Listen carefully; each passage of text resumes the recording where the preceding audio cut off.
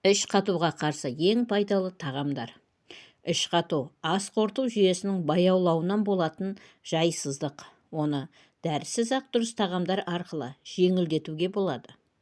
Ең пайдалы тағамдар: көкөністер, қияр, қызанақ, сәбіз, қызылша.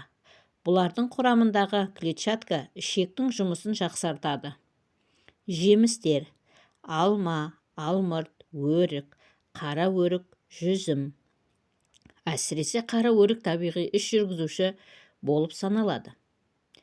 Кепкен жемістер: өрік мейіз қосылған қоспа, ішек қозғалысын белсендендіреді. Дәнді дақылдар: сұлы, қарақұмық, бидай кебегі ішектің моторикасын күшейтеді. Бұршақ тұқымдастар: фасоль, ноқат, жасымық, асқазан ішекке пайдалы талшыққабай. Сүт өнімдері: айран, қымыз, йогурт ішектегі пайдалы бактерияны көбейтеді. Су: іш қатудың басты себебі сусыздану. Күніне 2 литрге жуық таза су ішу қажет.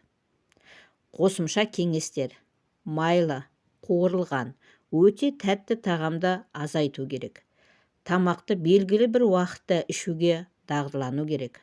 Таңертең аш қарынға 1 стақан су ішу, күнделікті қозғалысты арттыру. Қорытынды: іш қатудың табиғи емі. Талшыққа бай тағам, ашытылған сүт өнімдері және жеткілікті су ішу. Бұл ішекті табиғи жолмен тазалап, ас қорыту жүйесін қалыпқа келтіреді. Міне, құрметті көрермендер, осымен видеомыз аяқталды. Егер видеомызды пайдалы болды деп тапсаңыздар, арнаға тіркеліп лайк басып, пікір қалдырып, қоңыраушаны баса кетуді ұмытпаңыздар. Сіздердің болмашы, оп-оңай ғана әрекеттеріңіз біз үшін өте маңызды. Келесі видеода кездескенше аман сау болыңыздар. Дендеріңіз сау болсын, ақпаратымыз пайдаларыңызға жарасын.